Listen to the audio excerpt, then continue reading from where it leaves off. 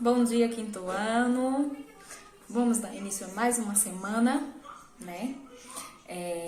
Essa semana a gente vai fazer a correção, né, da nossa atividade, da última atividade que nós trabalhamos na última aula, na página 75. Foi só uma página, né? Lembra que nós falamos de energia sonora, energia luminosa, energia elétrica, então nós faremos a correção na página 75. E vamos falar hoje um pouquinho sobre a influência do Sol nos corpos, né? Vamos entender aí qual é a influência que o Sol tem no nosso corpo. Vamos falar sobre a passagem da luz, transparente, translúcida. E vamos falar um pouquinho também sobre a influência do ser humano na natureza. Então, nós vamos falar desses dois tópicozinhos, consequentemente nós teremos duas atividades, mas as atividades são curtas também, né? Atividade na página 79 apenas e na página 83 e 84. Então, essa semana nós vamos trabalhar um pouquinho sobre isso. Peço que vocês deem atenção na correção, façam a correção, né, corretamente, porque é o que vocês têm para estudar para as avaliações, né, as próximas avaliações.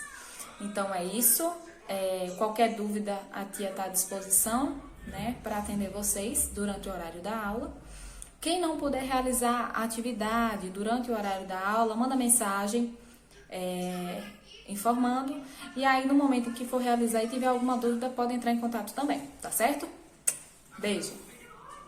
Vamos lá, quinto ano. Como eu falei anteriormente, né, nós faremos a correção da atividade da página 75. Né? Então, já pega aí o livro, vamos todo mundo acompanhar a nossa correção. A primeira questão tem: relacione a segunda coluna de acordo com a primeira. Aí nós temos térmica, sonora, luminosa, química, elétrica e mecânica. Então, a primeira questão é a energia que vem através das tomadas, né? A energia elétrica, aquela energia que a gente carrega os celulares, que a gente liga os eletrodomésticos, não é mesmo? É a energia dos corpos em movimento, a energia mecânica. Lembra que eu fiz uma confusãozinha aí no vídeo? Então, gente, na verdade, o vídeo ele foi errado, não era aquele vídeo que ia, mas como já tinha carregado e já estava, mas a gente sabe que as informações estavam todas no livro, né? Energia do som, a energia sonora, obviamente, né? É a energia que está relacionada à temperatura dos corpos e à troca de energia entre eles, é energia térmica, né? Energia térmica está relacionada com a temperatura, né? É a energia presente nos combustíveis e nos alimentos, né? Essa energia é a energia química. E a última é a energia proveniente da luz, energia luminosa. Então, ficou 5, 6, 2, 1, 4, 3. O segundo tem: encontre na imagem a transformação de energia e registre ao lado. Então, aí, gente, olha, é a energia elétrica. A energia elétrica ela é transformada em energia térmica. Por quê? Porque a gente sabe que no momento em que você coloca o ferro na tomada, né, para ele puxar essa energia elétrica, o ferro ele esquenta e aí se transforma numa energia térmica. Então, às vezes esse aí ficou um pouquinho confuso, mas essa é a resposta. E número 3, escreva o nome de 3 fontes de energia estudadas e dê um exemplo para cada uma. A sugestão do livro traz: energia luminosa, o sinal do trânsito; energia elétrica, o computador ligado; e energia térmica, o ferro elétrico. Então, finalizamos aí a nossa correção. E agora vamos para o nosso próximo tópicozinho, né? Que é a influência do Sol nos corpos. Vamos entender aí um pouquinho, né? Então, galerinha, o Sol, ele é a principal fonte de energia luminosa e térmica para o planeta. Processo de fotossintetização, processo de alimentação das plantas. A gente sabe que nós necessitamos dessa energia do Sol também para a nossa sobrevivência, né? Na ausência dessa luz, a iluminação artificial, né? Quando tá à noite, que a gente sabe que à noite nós não temos aí a presença do Sol diretamente na nossa região, no nosso lado do planeta, né? Aí nós utilizamos a iluminação artificial das residências, né? Que é feita por lâmpadas, que oferecem essa energia luminosa e também aquecem, né? Os corpos, no entanto, eles apresentam energia que podem ser naturais ou artificiais. Vamos lá. Aqui, ó, nós temos aí uma imagem real do solo. Claro, gente, né, que feita por uma sonda e a milhões de quilômetros do Sol, porque a gente sabe que ele é muito quente, não é mesmo? Então, ó, nos corpos, os corpos, no entanto, eles apresentam propriedades que podem ser naturais ou artificiais. Naturais aí, na questão da luz e calor, produz a questão do calor, e artificiais que é a eletricidade, a energia, a composição e o som, né? Quando a Terra gira em torno do Sol, nós temos como consequência as estações do ano, né? Outono, inverno, primavera e verão. Não sei se eu falei na ordem, viu, gente? Mas é isso. A gente vê aí pelo processo de translação, né? Processo de rotação nós temos aí, ele dá origem ao dia e à noite, o processo de translação dá origem às estações do ano e a quantidade aí dura 365 dias, ou no ano bissexto, 366, né? Durante o dia, os raios solares, eles batem nos corpos, provocando reflexo de luz. Se nós colocarmos algum corpo exposto ao sol, ele se aquece. Isso acontece porque está recebendo calor. Se em seguida nós colocarmos esse corpo na sombra, gente, ele vai perder esse calor, né? Para o ambiente, assim como ocorre a troca de calor entre o corpo e o ambiente. Outra coisinha, né? A gente sabe que a exposição ao sol requer cuidados. O melhor horário para você tomar sol é até aquele de 8, 8 e meia da manhã e aquele a partir das 4, 4 e meia da tarde, né? E, claro, gente, sempre usem protetor solar, porque a gente sabe que na nossa região a incidência, né, de sol é muito forte. Então esses raios solares, eles são benéficos, mas eles trazem malefícios para a nossa saúde também, como é o caso do câncer de pele, tá certo? Então cuidado, tudo demais é veneno, né? É o que a gente sempre diz.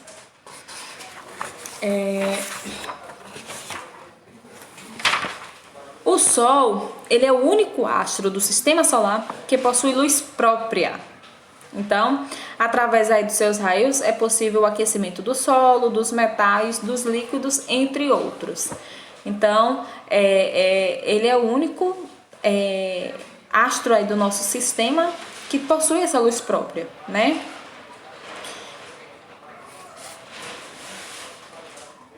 A luz, ela é uma fonte de energia que nós podemos perceber por meio da visão, né?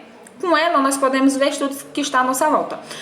A gente pode perceber isso, por exemplo, quando tá à noite e você desliga a luz, você não enxerga absolutamente nada, né? Ligou a luz, você consegue enxergar tudo ao seu redor. Então, o Sol, ele é a fonte natural de luz da Terra, né?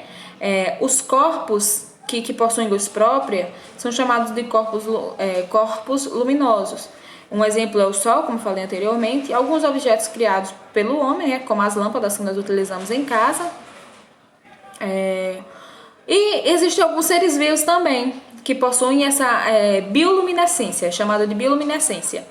Que um é o exemplo aqui do vagalume, como eu trouxe aí no vídeo, caravelas e algumas microalgas. A bioluminescência, gente, significa do grego, bio significa vida, né? A gente sabe que bio é vida e lumen é luz. Então, vida e luz é a produção e emissão de luz por um organismo vivo, como é o caso aí do vagalume. Como resultado, isso aí acontece como resultado de uma reação química que é transformada em energia luminosa. A passagem da luz, vamos entender, de acordo com a capacidade de permitir ou impedir a passagem da luz, os objetos podem ser classificados em transparente, translúcido e opaco. Vamos entender aqui um pouquinho. No caso do transparente, né, objeto como vidros lisos, sem películas, pelos, quais a luz, dessa forma a luz ela consegue entrar quase que totalmente, né, são chamados de transparentes ou hialinos. O ar é um exemplo também de um corpo transparente. Não tem como eu colocar aí, né, mas a gente sabe que o ar também está na imagem. Até porque a gente sabe que é invisível, né?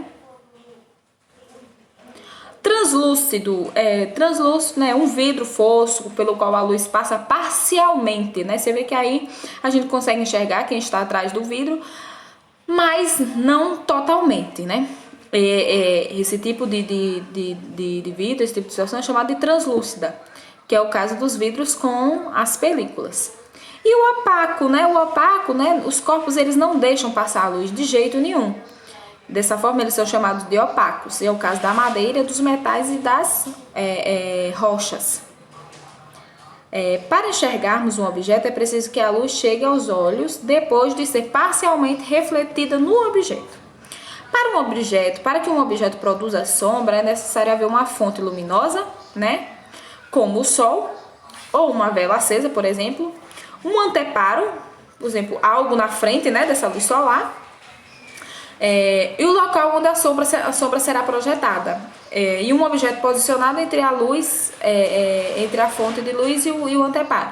Aqui nós temos esse objeto, são esses dadozinhos. Você vê que a luz solar tá refletindo nesse objeto, e aí essa madeira embaixo seria o anteparo, e aí produz a sombra, né?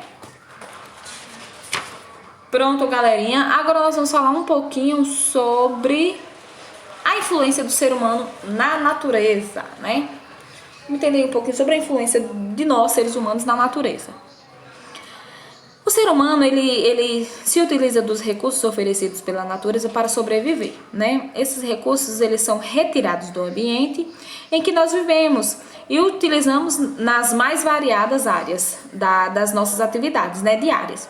Com a água que nós bebemos, tomamos banho, né? O carvão, que é utilizado no cozimento de alimentos, e o petróleo, que é utilizado como combustível, entre vários outros. Os recursos naturais, eles podem ser renováveis,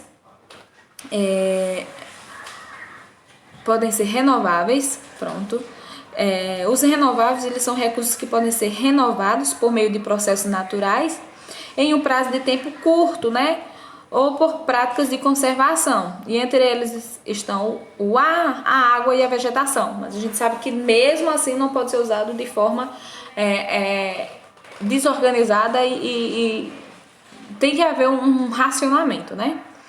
E nós temos os recursos não renováveis, né?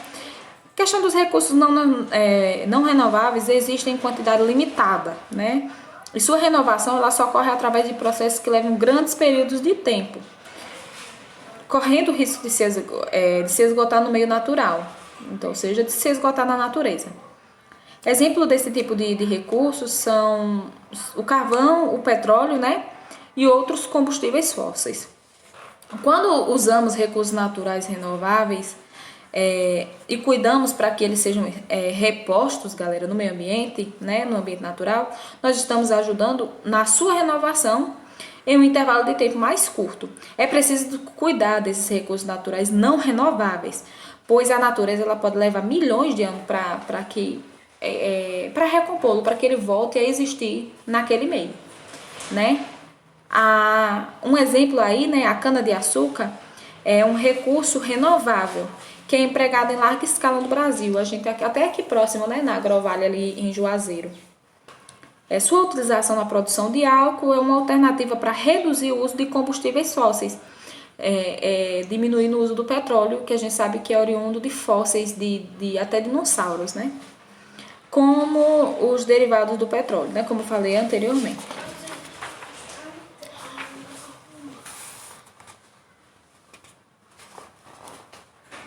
Vamos lá?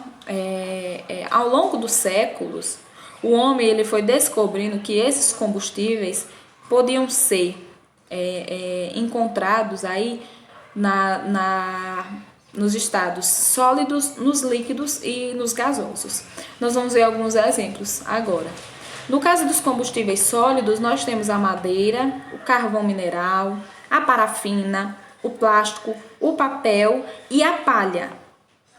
Nos combustíveis líquidos, nós temos o álcool, a gasolina, o óleo diesel e o querosene, né? E nos combustíveis gasosos, nós temos o hidrogênio, o gás butano, que é o gás que nós utilizamos na cozinha, o botijão de gás, gás natural e outros gases também. A humanidade, ela descobriu há muito tempo no subsolo uma reserva imensa de petróleo, né? E carvão mineral. Esses combustíveis, eles são formados pela decomposição de vegetais e animais ocorrida há milhares de anos, que são aí aliadas à pressão do interior da Terra, né? Por essa razão, são chamados de combustíveis fósseis, né? No estado natural, o petróleo, ele forma uma pasta grossa e escura, sendo utilizada, foi muito utilizada na antiguidade, nas embarcações, para evitar que entrasse água. Era utilizada por fora, como se fosse uma tinta nas embarcações, para que não entrasse água. E para poder ser utilizada como combustível, ela passa por um processo de decomposição. Essa decomposição é feita por destilação, uma destilação fracionada. Nesse processo, são obtidos os produtos derivados do petróleo, como a gasolina, o querosene, o óleo diesel, aquele piche que é usado nos asfaltos, que traz essa cor escura aí aos asfaltos, o gás de cozinha e, por último, o gás natural, né? É também a partir do petróleo que nós obtemos várias formas de plástico. Então, esses plásticos de brinquedos que nós utilizamos também é oriundo aí do petróleo. E, claro, né, um fator extremamente negativo do uso desses combustíveis é que ele polui extremamente o meio ambiente, né? Além de existir em uma quantidade limitada na natureza e levar muito tempo para que seja reposto, né, suas reservas. Então, aí, ó, tanto os recursos renováveis como os não renováveis, eles precisam ser utilizados com cuidado pelo homem, né? Os renováveis, se não cuidados, irão levar um tempo maior para serem repostos. E hoje a grande exploração dos recursos não renováveis movimenta o progresso industrial. Mas como eles não são renováveis, há o perigo de extinguirem-se, então desaparecerem de vez do nosso meio ambiente. Então finalizamos mais uma aulinha de ciências. Peço que deem atenção à correção, à explicação. A atividade está no livro de ciências nas páginas 79 e página 83 e 84. Qualquer dúvida, estou à disposição, né? É só entrar em contato. Então, uma semana abençoada, boa aula e bons estudos. E tchau, tchau, galerinha.